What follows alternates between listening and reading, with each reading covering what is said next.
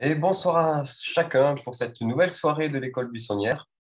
Et d'ailleurs, la thématique de cette soirée est très appropriée pour l'école buissonnière puisque ce soir, nous allons aller dans les forêts, dans les jardins forêts, dans les forêts comestibles, euh, apprendre comment rendre nos petits bouts de terrain encore plus fructueux.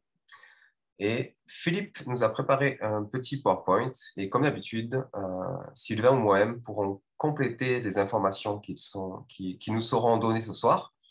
Et comme à votre habitude, vous pourrez poser vos questions au fur et à mesure dans le chat si vous en avez. Et nous essaierons d'y répondre au fur et à mesure. Alors Philippe, qu'as-tu prévu de beau ce soir? Alors, bonsoir à tous. Alors, effectivement, on va aller voir un petit peu dans les jardins forêts où il y a beaucoup de noms. Mon expertise un petit peu sur le sujet se résume dans un projet qui a commencé il y a à peu près 2 ans sur un terrain de 3800 mètres carrés. Et puis, j'avais déjà commencé un peu de manière intuitive par l'idée un petit peu de la permaculture. Mais depuis 2 ans, j'ai un peu progressé, j'ai un peu avancé.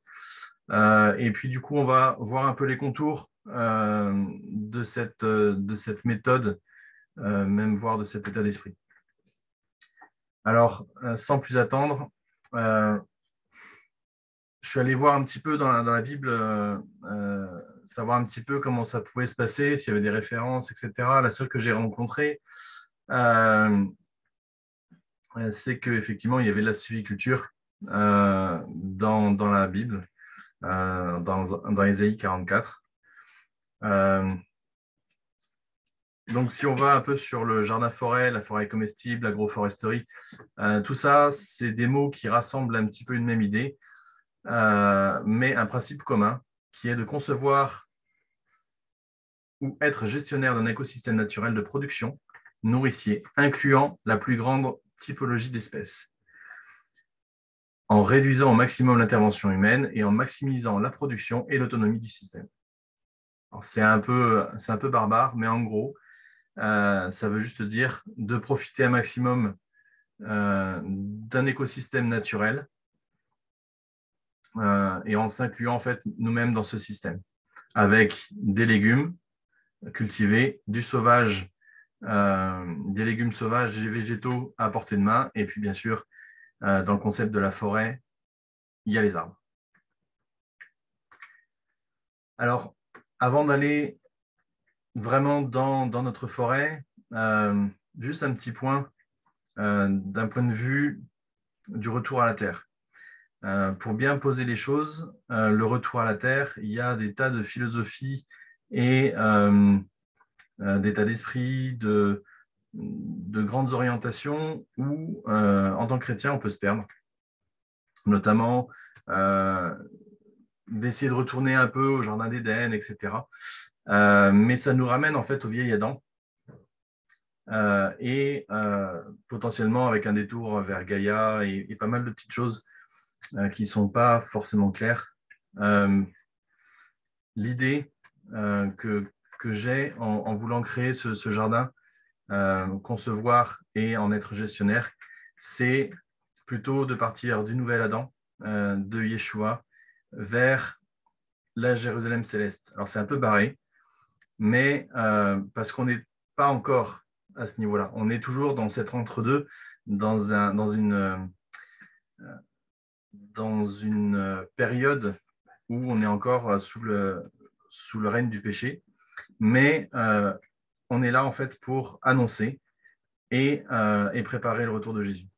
Et du coup, dans ce que l'on fait dans nos jardins, concevoir non pas que pour l'aspect vivrier terrestre, mais également pour l'âme et pour l'esprit. Il y a un verset qui est, à mon sens, qui peut nous aider à concevoir nos jardins. C'est Apocalypse 22. Il me montra un fleuve d'eau de la vie, limpide comme du cristal, sortant du trône de Dieu et de l'agneau.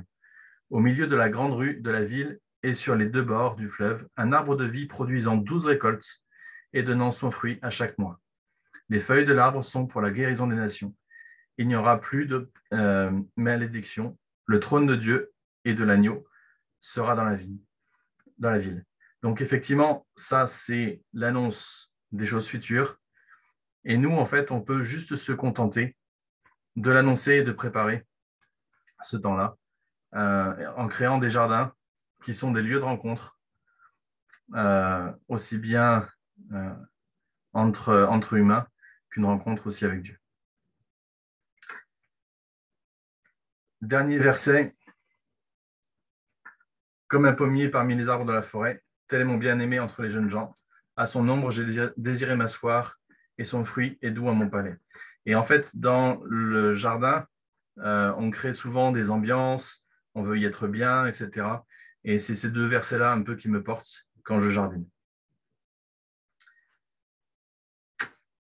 Définition d'une forêt. Là, on va redescendre d'un cran. La forêt est plus généralement définie comme forêt quand on commence à parler d'une zone de 0,5 hectares avec des arbres mesurant à peu près 5 mètres ou pouvant mesurer 5 mètres et possédant une canopée couvrant au moins 10% de sa surface. Donc, tout ce qui est jardin de 1000 mètres carrés, les jardins forêts, etc., selon le texte, ne peut pas être défini comme forêt, sauf que on a des exemples, comme le jardin des fraternités. Sur 1800 mètres carrés, ils ont, je crois, à peu près 2000 espèces, 2000 arbres. Donc, c'est quelque chose d'assez dense et qui donne 12 mois sur 12 depuis 1970. Donc, voilà, il y a les textes, il y a du plus, du moins, etc. Peu importe, quand on parle de jardin forêt, c'est quand même des choses qui peuvent prendre beaucoup de formes. Et on va voir un petit peu quels sont les éléments qui nous permettent d'aller, de trouver la meilleure option pour la production et puis pour créer tout simplement un espace de vie. Donc, comme je disais, il y a plusieurs formes. Là, on a deux extrêmes. À gauche, c'est effectivement les jardins dont je parlais à l'instant, et puis une forme beaucoup plus industrielle, où on a des lignes d'arbres avec une moissonneuse qui est en train de passer entre les deux. Tout ça, c'est de l'agroforesterie, du jardin-forêt, mais avec des extrêmes qui sont assez éloignés. Malgré tout, ce qu'on peut considérer, c'est que voilà, sur 1 hectare, alors c'est un peu la même chose dans les bouquins sur la permaculture de Mollison, où on voit, et puis Fukuoka aussi, je crois, en parle dans son livre sur l'agriculture naturelle, qu'on peut considérer à peu près une exploitation de 40 heures pour une personne, pour 1 hectare, qui va produire pour environ 15 à 20 personnes. Alors ça, bien sûr, c'est toujours important de remettre dans le contexte, notamment par rapport aux apports. Sur un jardin maraîcher, on va apporter jusqu'à 10 kg par mètre carré de matière organique par an. L'idée du jardin forêt, c'est de vraiment être autonome, aussi pour les apports. Il y a également dans la temporalité. Quand on prend, alors ça c'est des cours qu'on a déjà eus avec David, le jardin, quand on part d'un stade 1, d'un stade de prairie, le principe de la permaculture, c'est d'être plutôt en lisière. Le jardin-forêt, c'est exactement la même chose, mais un tout petit peu plus loin dans la forêt. En gros, le jardin-forêt se situe au stade 2, au stade 3 et un tout petit peu au stade 4, mais la canopée, si elle est trop dense, il n'y a plus assez de lumière et du coup, on ne peut plus avoir les différentes strates. On se retrouve simplement avec 2 strates, on va parler tout à l'heure, la canopée et puis la sous-canopée qui va se développer à l'ombre. Le meilleur moment, du coup, pour planter un arbre, c'était il y a 20 ans. Le deuxième moment, c'est maintenant. C'est une phrase qui m'a décidé à planter des arbres, même si je n'avais pas toute la conception de ma parcelle. Et puis, c'est venu avec les arbres. Alors, bien sûr, quand on parle, c'est récurrent dans nos cours, quand on parle de plantation, on va directement voir dans le sol.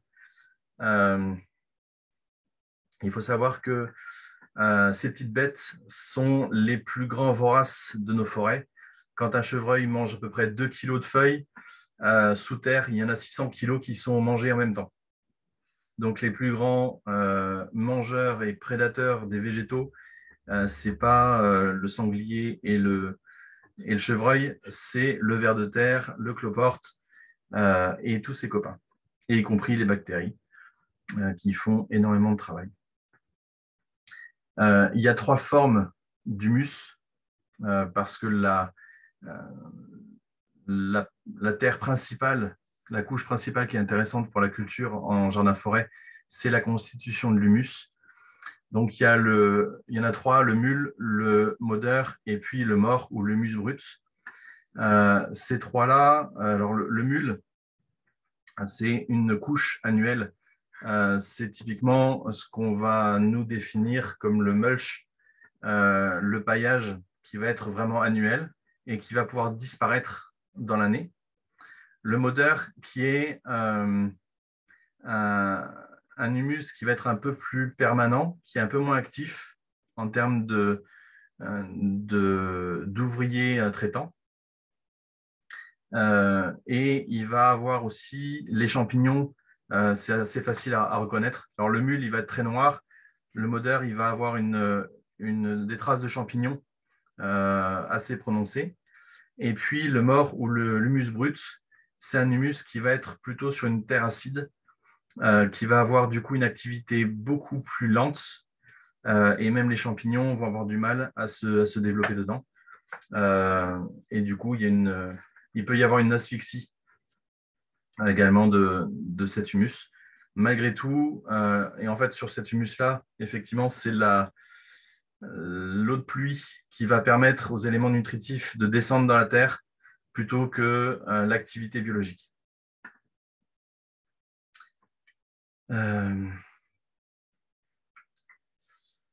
Alors, les interactions de l'écosystème. Alors, on n'a toujours pas montré un seul arbre. Il faut savoir que dans le jardin-forêt, il y a des éléments supplémentaires par rapport à notre jardin permaculturel traditionnel. Et du coup, il y a des interactions qui sont essentielles. Déjà, la reproduction des arbres, et puis abriter beaucoup plus d'auxiliaires, comme certains oiseaux, etc., qui vont participer à la reproduction. Typiquement, dans mon jardin, je crois que j'en avais déjà parlé, bizarrement, j'avais mes asperges qui poussaient sous mes pommiers, tout simplement parce que les rouges-gorges, etc., se nourrissaient des baies des asperges et allaient se reposer sous le pommier. Et du coup, j'ai des asperges qui poussent sous mes pommiers. La sociologie, il y a effectivement une société qui s'organise de manière plus conséquente, comme je l'ai dit avec les auxiliaires, alimentaires également par la présence des arbres. L'arbre amène beaucoup plus de matière organique. Le développement chimique également, il y a des plus grosses interactions entre les arbres et nos légumes. Et puis, morphologique, la présence des arbres amène une rugosité du paysage qui va permettre de protéger du soleil, d'amener de l'ombre, également du vent, etc. Les contraintes et les opportunités, c'est le dernier schéma qu'on fait comme ça. C'est un peu théorique, mais quand on arrive sur un projet, il y a les eaux souterraines qu'il faut prendre en compte, c'est-à-dire la profondeur d'un nappe, le type de sol, l'orientation du terrain, le voisinage. Typiquement, sur mon projet, on le verra tout à l'heure, j'ai des voisins qui sont en jardin traditionnel qui ont besoin de beaucoup de soleil. Et donc, l'arbre ne les intéresse absolument pas du tout. Et pour ça, il faut que je respecte aussi leurs besoins. La présence de pollution potentielle. Attention, si on a une pollution profonde, si on met des arbres, on va remonter la pollution. Les accès, la géométrie et l'orientation du terrain, et puis l'existant. Bien sûr, s'il y a des constructions, et en plus de ça, s'il y a des arbres qui ont été plantés il y a 20 ans, couper les arbres pour en replanter d'autres, ça peut être juste de la perte de temps. Quand on parle d'arbres, on ne peut pas ne pas en parler pour comprendre un peu ce que c'est. Donc l'arbre, le bois plus exactement, c'est 50% de carbone, 43% à peu près d'oxygène, 6% d'hydrogène et à peu près 1% d'azote. Donc quand il va se décomposer, il va carboner la terre un maximum. Dedans, il y a le bois de cœur ou le duramen. Ensuite, il y a l'aubier, le libère et le cambium et l'écorce. Et la vie de l'arbre, en fait, toute la sève montante, descendante, se fait dans l'aubier et dans le libère et le cambium. En sachant qu'il y a plusieurs types de sève qui vont naviguer en fonction, donc de manière annuelle, qui vont fonctionner avec la Lune également. Et quotidiennement, il y a également des allers-retours de sève. Une cerne égale un an, et grosso modo, sur les feuillus, on peut dire qu'un centimètre de périmètre égale un an. Ça donne un peu une idée rapide, mais malgré tout, ça reste approximatif, parce que tout simplement, en fonction de la vitesse, la richesse du sol, la teneur en eau, etc., on peut avoir certains chênes qui vont faire 10 cm de diamètre qui auront plutôt 100 ou 200 ans, et par exemple des hêtres qui auront une cinquantaine d'années et qui feront déjà plus d'1 mètre de circonférence. Est-ce qu'il y a des questions jusque-là, David? Super. Alors maintenant, on va commencer un peu plus les schémas. Il y a une racine qui traîne et un peu d'eau, c'est pas bien grave. Donc, le jardin-forêt, comme j'ai pu l'expliquer, c'est un milieu qui est plutôt entre la prairie et la grande forêt.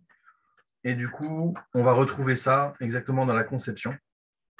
Donc, on commence par la canopée, généralement définie par des arbres supérieurs à 7 mètres. Donc là, on a châtaignier, noyer, frêne, merisier, cormier et à peu près tout ce qui peut se trouver. Avec la sous-canopée.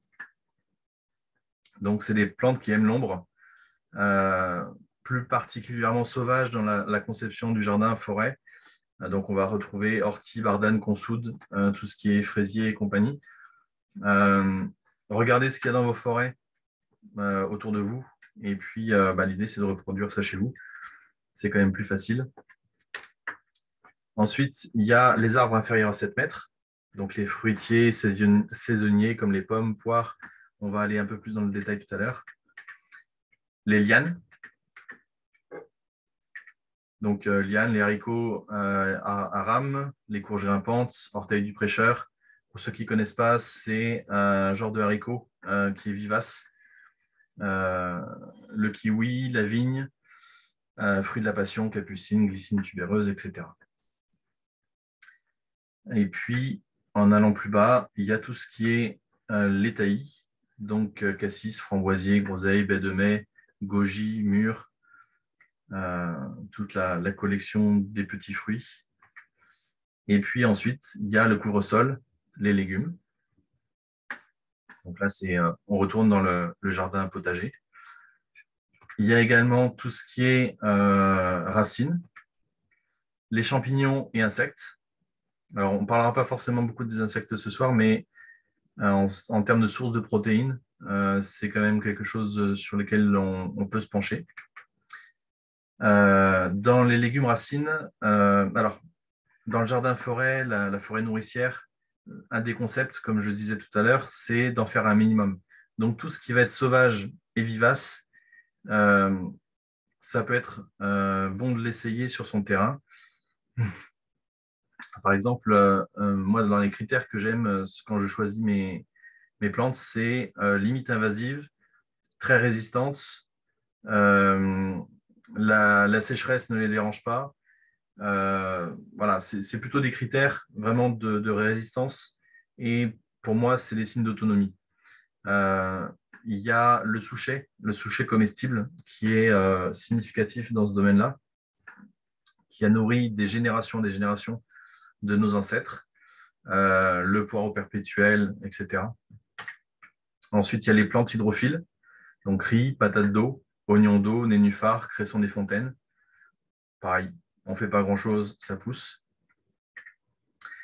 Et puis certaines algues d'eau douce, notamment la spiruline, mais qui ne se cultive pas juste dans une petite mare. On est d'accord. Donc là, c'est tout ce qui se passe en surface. Et puis, pour que ça pousse en surface, j'en ai profité de cette coupe-là pour aller un petit peu dans le sol, encore une fois. Donc, on a notre fameuse couche d'humus dont on parlait tout à l'heure, qui représente alors j'étais en Ardèche le week-end dernier, il y avait dans la forêt 2 cm d'humus, et puis le reste, c'était de la caillasse. Mais dans l'idée, il y a notre complexe argilo-humique qui est en dessous, qui va avoir une certaine profondeur. Il faut savoir que le sol d'une forêt, c'est à peu près 1 cm par 100 ans qu'il met à se développer. Donc, c'est assez long.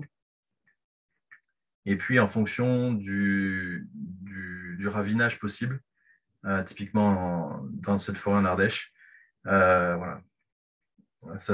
Quand tout est délavé et tombe en bas de la colline, du coup, tout est à recommencer.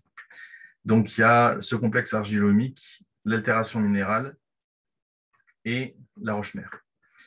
Donc, vu qu'on a plusieurs types de plantes, plus c'est grand en haut, plus c'est profond en bas. Donc, tout ce qui est les taillis et puis les petits arbres vont aller chercher l'eau dans la zone d'altération minérale. Et les grands arbres, surtout les arbres à pivot, vont pouvoir aller chercher la flotte beaucoup plus loin. Il y a des spéléologues qui ont trouvé des racines de chêne à plus de 200 mètres sous terre. Donc voilà un petit peu pour cette cartographie. Je vois qu'il y a un message, David. Oui, on te demande si tu as parlé des sols acides à un moment. Est-ce que Ouais. c'est de l'argile? Est-ce que c'est un sol argileux? Alors, en fait, le sol acide, alors peut-être que tu vas pouvoir répondre mieux que moi, mais le sol acide, il peut être acide pour plusieurs raisons. Il peut être en asphyxie et du coup avoir de l'acidité. Il peut avoir de l'acidité naturelle. Généralement, le sol argilo-humique, il est plutôt basique. Enfin, non, pardon, il est plutôt équilibré. Maintenant, voilà, ça peut être déséquilibré pour plein de raisons. On peut être dans une forêt de pins avec de l'aiguille aussi, et donc les apports amènent de l'acidité. Voilà, plusieurs raisons.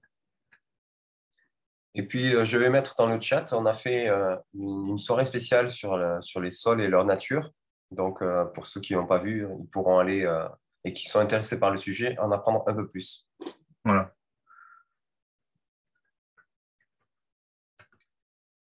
Voilà. Et puis le complexe argilo-humique et l'humus, il y a nos amis les mycorhizes qui sont bien présentes et qui vont faire du commerce de manière très simple entre les arbres, les taillis, surtout avec les framboisiers, les mûriers, etc. Et puis les légumes annuels. Alors, les 3 slides qui vont suivre concernent un peu plus 2 projets qui sont en parallèle, qui sont juxtaposés. Dans le cadre blanc, c'est la parcelle sur laquelle je développe le projet. Et puis, derrière, vous voyez l'espèce de grande parcelle là. c'est mon voisin qui a commencé plus tôt que moi. Donc 2002, de la forêt. J'ai acheté le terrain, on a acheté le terrain en 2015, 2016. 2016. Donc voilà, ça c'est de l'histoire. 2012, de 2002 à 2012, ça a été transformé vraiment en potager, en prairie. Donc tous les arbres ont été coupés. C'est pour ça que je parlais tout à l'heure que vaut mieux laisser les arbres quand on démarre un projet. Et puis, ça, c'est une photo en 2020. Donc, si on revient un petit peu, on voit en 2012 la parcelle qui est en fond, qui est à peu près aussi déserte que la mienne, sauf que mon voisin a acheté avant moi et a eu cette idée de jardin-forêt également avant. Donc, il a commencé en 2014-2015. Donc, il y a pas mal de choses qui sont arrivées. Et moi, j'ai commencé en 2017-2018 à replanter des arbres, à concevoir. Et 2019, j'ai planté une vingtaine d'arbres. Elle a Donc, une forme bizarre, ta serre. comment? Elle a une forme bizarre, ta serre. Ah oui, oui. La serre, c'est un dôme géodésique. Euh, J'avais creusé le sujet pendant 3 semaines et puis on m'a offert juste le nombre de bois et la section suffisante pour que je puisse le faire. Donc, c'était en mars 2020, pendant le confinement, que l'on a mis ça on a fait ça. J'ai des plans si ça intéresse des gens qu'on posera sur. Non, on a un sujet construction, il me semble, dans deux, trois cours. Tout à fait. C'est un des sujets. Ça permet de faire un petit peu de teasing. Voilà. Donc, on Comment verra dire ça en dans bon quelques français? cours. Donc, voilà. Donc, pour aller un peu plus loin, la première chose à faire, effectivement, dans ces conceptions, on en a déjà parlé, la conception des jardins, c'est les circulations. Les points durs, les constructions, les arbres, tout ce qui va être vraiment à long terme. Et les circulations sont très importantes parce que si la circulation n'est pas adaptée, si on fait un truc super joli, etc., mais que d'un point de vue entretien, d'un point de vue circulation, on n'est pas réfléchi le truc suffisamment bien, les circulations de toute façon se recréent. Typiquement, on voit un petit chemin. À partir du moment où on a mis le dôme en place, il y a un petit chemin, un petit sentier qui s'est créé naturellement en ligne droite de l'entrée vers le dôme. Alors, pourquoi le dôme il est aussi éloigné de l'entrée? C'est tout simplement qu'on est dans une zone inondable et que les 2 tiers du terrain sont inondés. Donc, on voit tout naturellement toutes les constructions qui sont le plus loin possible de la pente, enfin, le plus haut possible dans la pente. Alors, voilà le plan, à quoi ça ressemble. Ça ressemblera avec ce que j'ai planté. Donc, on a cette idée de canopée qui est là, avec des noyers, des frênes, des chênes. La canopée qui va descendre un petit peu sur le terrain avec des peupliers qui sont ici. Ça, c'est un saule. On a des pommiers, 2 noyers qui sont là. On a quelques frênes qui poussent dans les pommiers qui sont là. Et puis, on a du noisetier, baie de mai. Sous les pommiers ici, on a des groseilliers, des mûriers. Et puis, donc, cette partie-là, elle est vraiment en train d'être colonisée par les arbres. Donc, on a des frênes qui poussent plus ou moins naturellement. Il y en a certains qui sont naturels, qui poussent au bon endroit, donc GS. Et puis, les 2 peupliers-là, c'est du repiquage. Ensuite, il y a une pièce d'eau qui est prévue ici. Mais on verra si ça se fait ou pas. Et puis, on a un châtaignier et on repart un peu sur de la canopée à cet endroit-là chez mon voisin. Et puis là, on a des pêchers et l'ancien verger avec pommier, cerisier, pêcher, noisetier, figuier. Qu'est-ce qu'il y a d'autre? Il y a les cognaciers et l'agnus. Voilà, c'est un petit peu. Donc voilà. Ce que je vais vous présenter maintenant, c'est une coupe longitudinale comme ça pour comprendre un petit peu la canopée et puis le développement qu'il y a dessous. Voilà, donc le sud, le nord et la conception du jardin. Donc j'ai mes strates de canopée qui sont là. Et puis après, mes arbres en petite hauteur. Et puis du coup, dessous, les taillis qui sont développement. Alors après, j'ai une terre qui est sur du limon sablonneux. Donc j'ai 40 cm de limon et après c'est du sable. Donc c'est une terre qui est très très drainante. Et l'été, mes groseilliers cassissiers arrivent à peu près à survivre. Par contre, les framboisiers meurent. Donc les framboisiers, c'est de l'annuel et il y a quelques racines qui arrivent à survivre. Mais je suis obligé de plutôt aller sur du cassissier, du groseillier que sur du framboisier. Il faut savoir que du coup, vu que je suis en zone inondable, les groseilliers supportent largement à peu près 15 jours complètement immergés. C'est bon à savoir. Ensuite, dans l'autre sens, donc les deux coupes dans l'autre sens, une coupe en bas et une coupe en haut, on a donc j'ai les peupliers qui sont là avec des projets du coup de taillis en dessous. Et puis entre les différents fruitiers, d'avoir des cultures avec donc de la sous-canopée, par exemple de la consoude, de l'ortie, comme on disait tout à l'heure, et puis des légumes cultivés et même des céréales. Avec toujours l'espacement qui est important.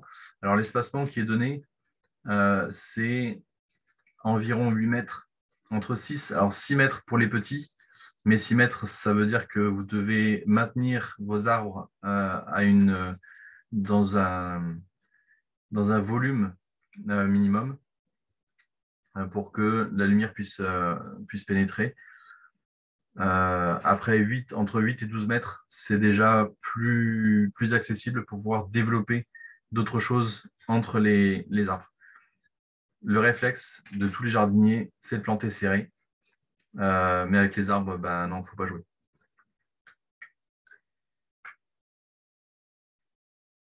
Des commentaires, David?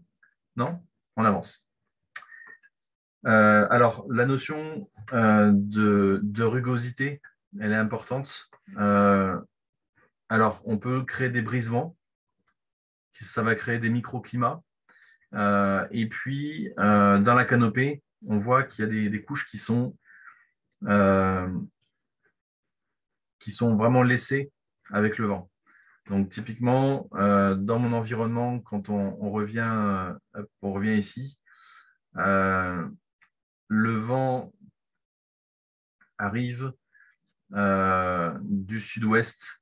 En fait, la Loire, elle n'est pas très loin. Donc, on a un couloir de vent qui arrive là. Et puis, on a également du vent qui arrive du nord-est. Par les courants, en fait, on a des arbres qui sont là et puis on a des grands peupliers qui sont ici. Donc, on a des remous qui arrivent. Donc, voilà. Et puis, effectivement, aussi du nord-ouest. Mais ici, on a beaucoup moins d'ouverture. Enfin, si on a beaucoup plus d'ouverture, donc on a moins d'arbres, moins d'abris.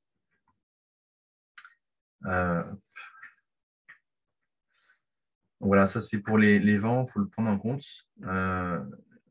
surtout quand on fait des serres, parce que quand on a des remous comme ça peut aider à lever, ça peut créer des zones de dépression. Et puis là, juste une photo, alors c'est notre deuxième, ça c'est notre potager, où on a, en fait, il est planté entre deux noisetiers, un figuier, on a des noisetiers qui poussent un peu partout aussi dans notre jardin. On a des gros framboisiers qui sont un peu partout aussi. Et c'est un peu cette image que l'on donne avec à peu près 70% de végétaux autonomes. Donc, soit du spontané, soit tout simplement du vivace. Alors, quand je parlais notamment des allées, on a travaillé, j'ai fabriqué un espèce de petit rouleau faca. Alors, le rouleau faca, c'est ni plus ni moins un rouleau avec des lames qui viennent rouler sur l'herbe et sur les végétaux, qui créent ni plus ni moins une allée.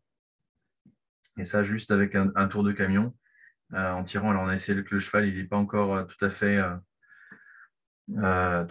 à l'aise de tirer un truc qui fait du bruit. Mais il est en train d'être désensibilisé, effectivement. Donc voilà, et ça donne ça. Tout simplement, là, j'ai roulé 3 fois cette année dessus, et ça coupe vraiment la végétation, ça crée des chemins. Et puis tous les piquets que vous voyez là, c'est des jeunes arbres qui sont au pied. Le dôme, qui n'a pas aimé le vent. Et puis on voit les arbres du voisin et les arbres limitrophes qui créent cette espèce de canopée et de brise-vent. Et puis on voit effectivement le jardin d'à côté qui lui a besoin de lumière. Donc en gros, je vais partir d'une bande de politesse de 3 mètres. Ensuite, du taillis et des petits arbres, ma canopée au milieu, et on redescend. Et dans l'autre sens, effectivement, j'ai canopé les petits arbres et la canopée. Donc en gros, je crée une clairière plus que vraiment une forêt dense. Alors, où trouver tous les arbres et les arbustes?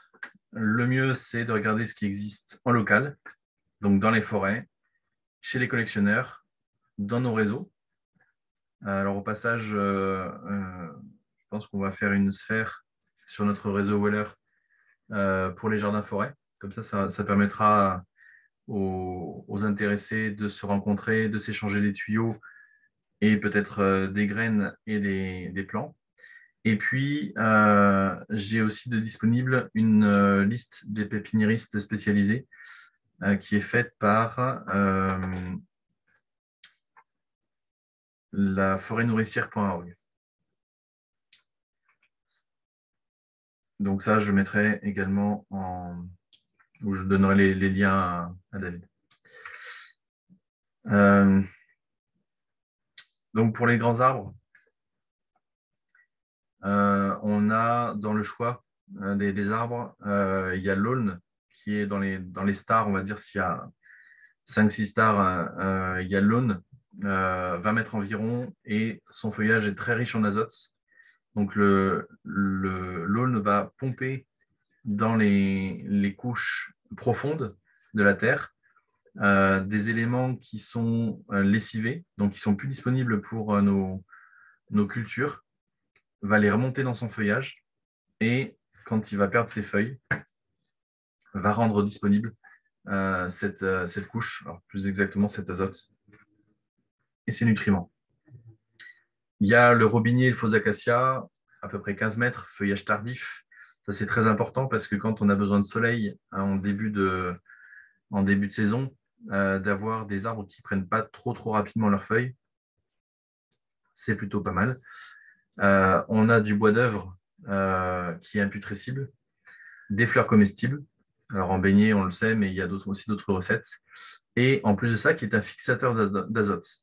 Il faut savoir qu'il y a certains arbres qui permettent de fixer l'azote dans les racines, tout comme les légumineuses dans notre jardin. Il y a l'acajou qui fait entre 15 et 20 mètres. Les feuilles sont comestibles. Le kaki de Virginie, entre 4 et 25 mètres. Moins 25. Alors, essayez de bien prendre des arbres qui correspondent à votre climat, parce que le climat, vous n'allez pas pouvoir le changer.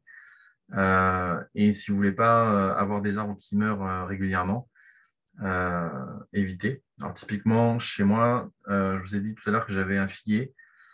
Le figuier, c'est la première année depuis 2016 que je le vois avoir quelques figues. D'habitude, il n'arrive pas à faire ses racines parce qu'il y a trop d'eau. Et puis une fois qu'il fait ses racines parce qu'il n'y a plus d'eau, il n'y a plus du tout d'eau, donc il sèche. Donc là, je l'ai paillé, j'ai mis du BRF. Et puis oui, aussi, des fois, il gèle. Donc bon, voilà.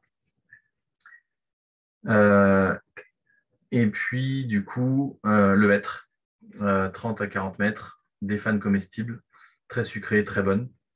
On peut même en faire de l'huile. Ça sert de fourrage, tout comme le chêne, enfin, comme le frêne, le charme, le cornouiller mâle, le peuplier et d'autres encore. Alors, j'ajouterais dans les arbres, alors pour ceux qui sont vraiment dans le sud, le moringa, moringa, dattier, etc., qui sont plutôt utilisés dans les régions très chaudes, mais qui sont des arbres très régulièrement utilisés pour les forêts comestibles. Et puis, effectivement, quand on descend dans le sud, il y a bien sûr tout ce qui est agrumes. Sur le côté arbuste, donc figuier, les mûriers, néfliers, cornouillers, les fruitiers, tous les fruitiers du verger, le genêt et l'ajonc qui ne sont pas comestibles, mais qui apportent déjà par leurs racines, donc ils sont fixateurs d'azote, et l'ajonc très très pratique pour permettre une cohabitation entre la faune et la flore que l'on essaie de maîtriser. L'ajonc, pour ceux qui ne voient pas trop, c'est cette espèce d'arbuste très très épineux qui peut être un bon répulsif à tout animal qui broute de manière intempestive. La mélanquier, l'argousier, voilà, c'est qu'un exemple parce qu'il y en a, des milliers d'espèces et de variétés à découvrir et à assembler dans son jardin. Puis après, il y a couvre-sol. Donc là, on revient un peu dans mon jardin, dans le potager.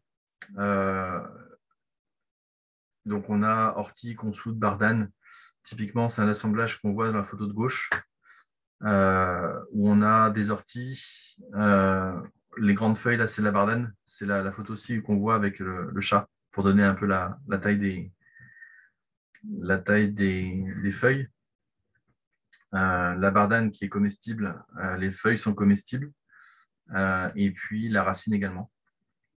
Après, on a du poireau perpétuel, des orties, on a, on ne le voit pas, mais un essai de souchet comestible qui a besoin vraiment de lumière et de chaleur, donc là, il n'a pas aimé. Et puis, de l'origan. Après, voilà, on a des hostas, les fougères, la menthe, le thym. Il y a du thym aussi, effectivement, là-bas, près de l'eau. Les épinards sauvages, le lierre terrestre, qu'on voit à droite, les blettes, poireaux vivaces. Voilà. Et puis, encore une fois, toutes les variétés qui peuvent aller facilement sur le sol. Voilà dans les grandes lignes. Pour moi, dans les annexes, alors je vous présente Cobalt, qui est un allié de poids dans toute cette dynamique. On mettra les liens, je pense, dans la sphère de Weller sur le choix des arbres, les haies, le guide du choix des arbres.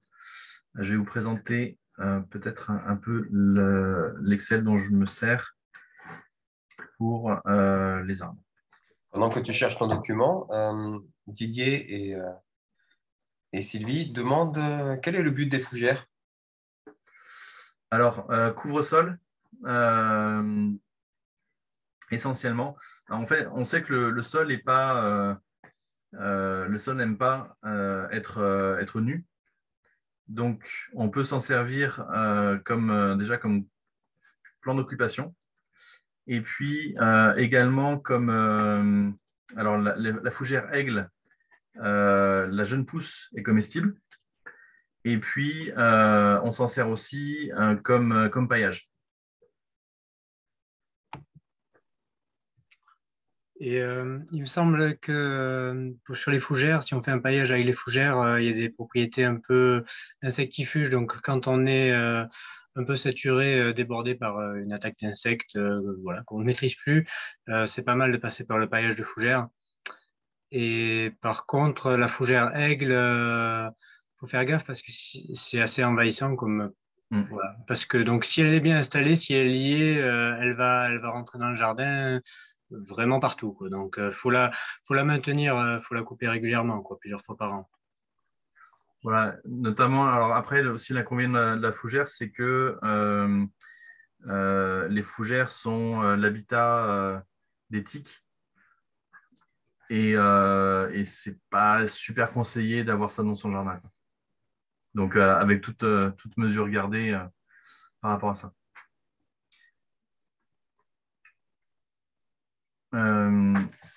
Donc ça, c'est juste le tableau que j'utilise. En gros, c'est tout simple. Et le nom, bon, après, voilà, les familles, l'étage, donc la strate, la supérieure, intermédiaire, la production, donc qu'est-ce que ça produit. On n'a pas vraiment beaucoup parlé, mais l'idée quand même d'un jardin-forêt, c'est de choisir des essences dont on va avoir l'utilité. La première, c'est déjà pour manger. Pour favoriser effectivement les auxiliaires, donc la présence des auxiliaires, les abeilles, etc. Et puis, le dernier, c'est le bois d'œuvre dont on a un peu parlé avec l'acacia. La rusticité, la lumière, l'azote, donc par exemple les fixateurs d'azote dont on parlait tout à l'heure, l'arbre de Judée, argousier, aulne, carganier, chalef. Alors oui, le chalef, c'est tout ce qui est Elaeagnus, pardon.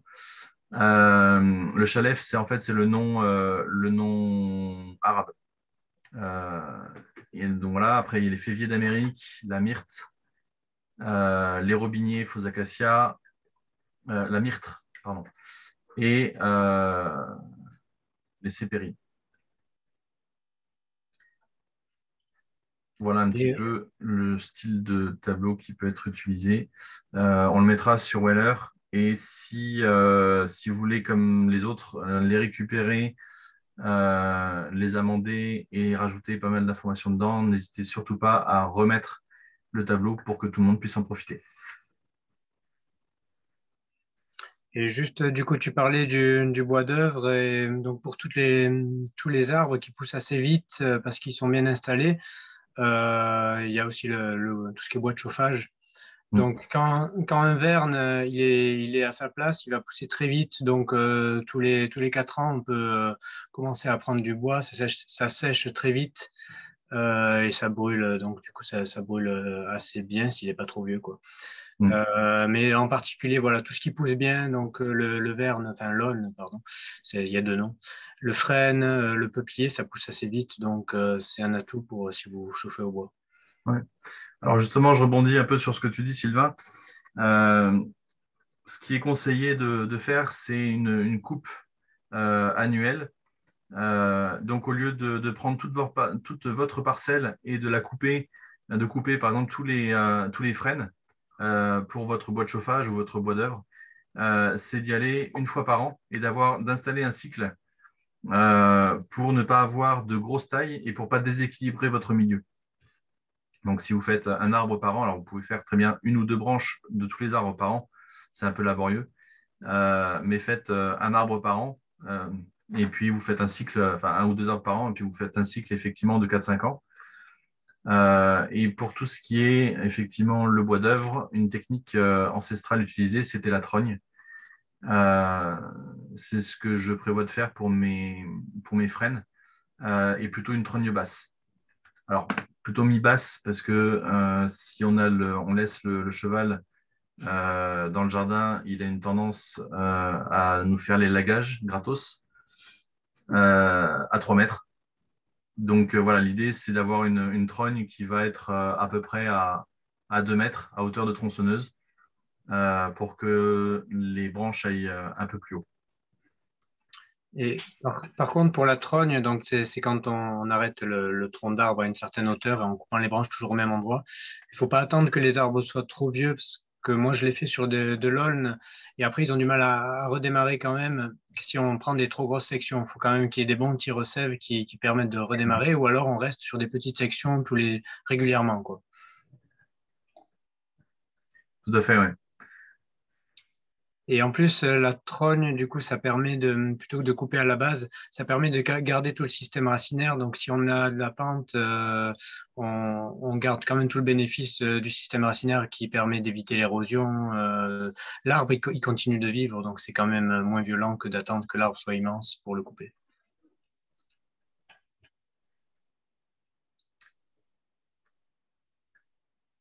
Voilà. Et Est-ce qu'il y a d'autres questions? juste une petite. Oui. On a pas mal parlé enfin, sur la strate de taillis. On a parlé des groseilliers, tout ça, mais il y a aussi pas mal d'aromatiques qui sont entre le taillis et la strate couvre-sol. Donc le romarin, c'est un petit arbuste. Après, si on laisse une sauge qu'elle est bien à sa place, elle va commencer à vraiment prendre de la hauteur. Donc, faut pas oublier de regarder le côté des aromatiques aussi pour faire les strates. Tout à fait, oui.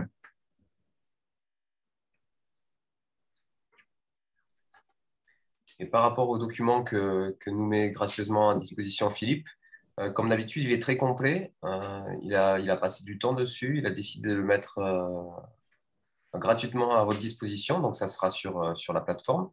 Euh, S'il vous plaît, vous l'utilisez autant que possible, mais gardez-le pour vous parce que c'est quand même du travail. Normalement, ce genre de documents, on peut vous les fournir dans des formations, mais souvent, c'est payant. Alors là, par respect pour son travail, bah, ça serait bien de le garder. Est-ce que vous avez encore des questions? Alors maintenant au travail. Qui parmi vous mettez-nous dans le chat vite fait, qui parmi vous a déjà un terrain où ils imaginent faire une forêt fruitière dans les mois qui viennent et les années qui viennent? Ou c'est juste par pure curiosité que vous étiez là ce soir?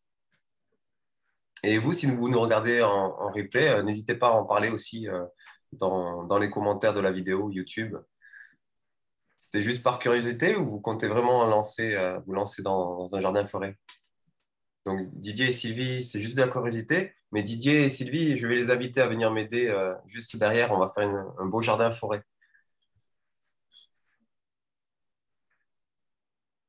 Ok, il y a des personnes qui disent que la confidentialité sera respectée par rapport aux documents que tu nous donnes. C'est gentil. Bon. Alors, Sylvain, en sachant que l'hiver, c'est quand même le bon moment pour y aller.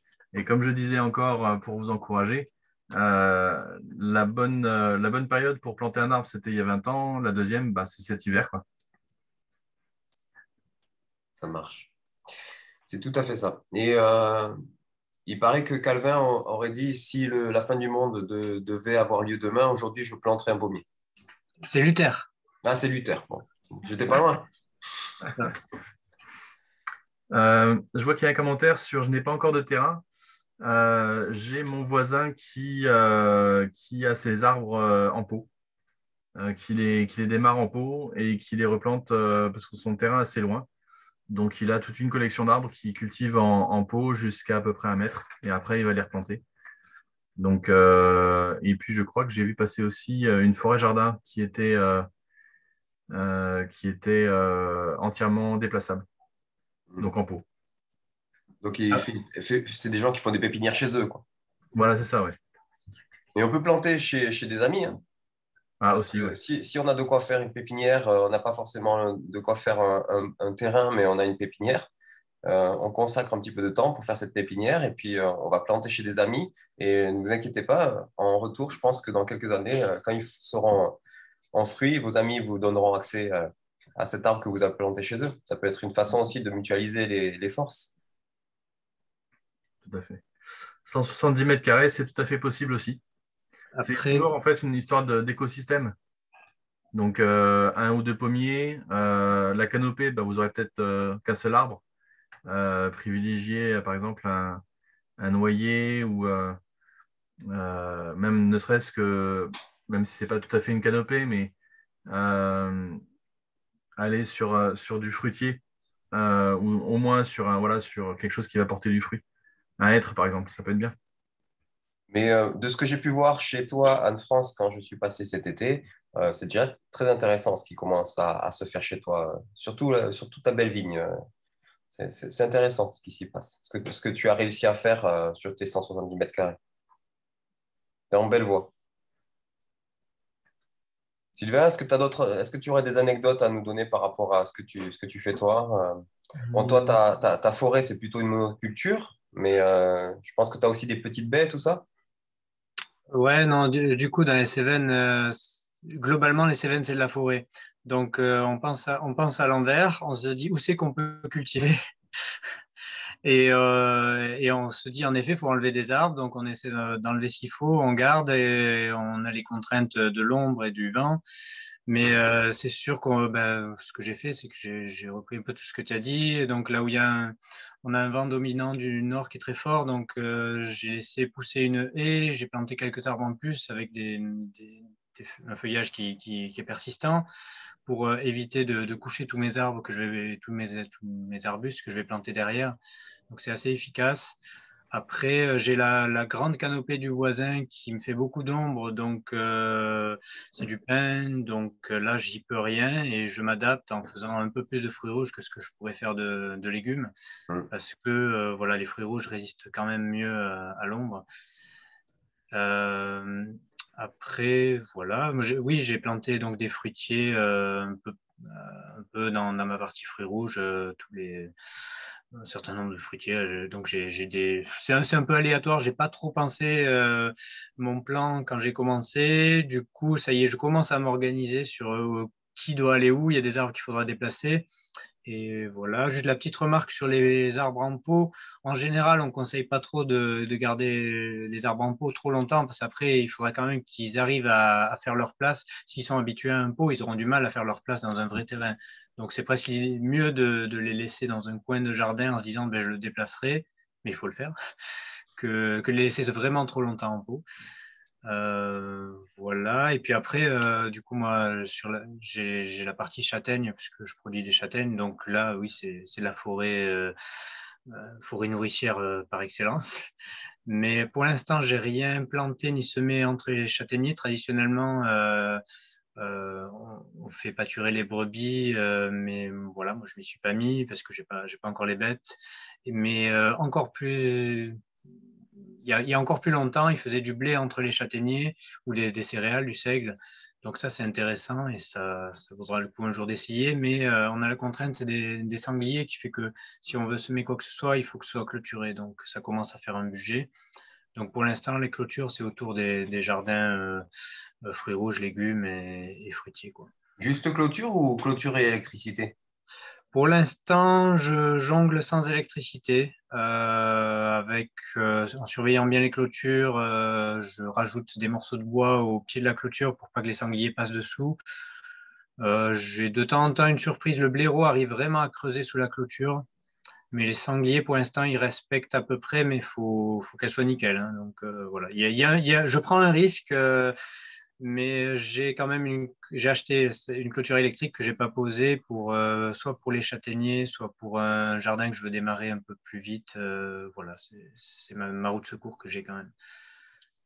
Voilà, voilà. Ça marche. Intéressant de lire un petit peu tous les projets qui ont Ouais. commencé, plus ou moins grands. C'est encourageant. En tout cas, on espère que ce genre de soirée vous donne envie et vous encourage à continuer. Si vous avez besoin de plus de conseils à l'avenir ou si vous avez des questions particulières, vous n'hésitez pas à nous écrire. Euh, alors, vous avez parlé de faire des trognes. Est-ce qu'on peut le faire seulement sur certaines essences? Sylvain? Oui, il y a des essences qui se prêtent mieux à la trogne que d'autres. Alors, je pense le frêne, ça marche bien. Le mûrier, évidemment. Sur l'aulne, moi j'ai essayé, ça marche à peu près, mais il ne faut pas trop attendre d'avoir des grosses sections. Le sol aussi. Le sol aussi, oui. Après, faut éviter les fruitiers, évidemment, parce que le but c'est d'avoir des fruits. Et puis en plus, ils ont en général, ils ont un système assez fragile vis-à-vis des champignons. Donc voilà, faut faire gaffe dès qu'on fait une taille, que ce soit la bonne saison, éventuellement mastiquer si vraiment c'est un arbre sensible. Les platanes aussi.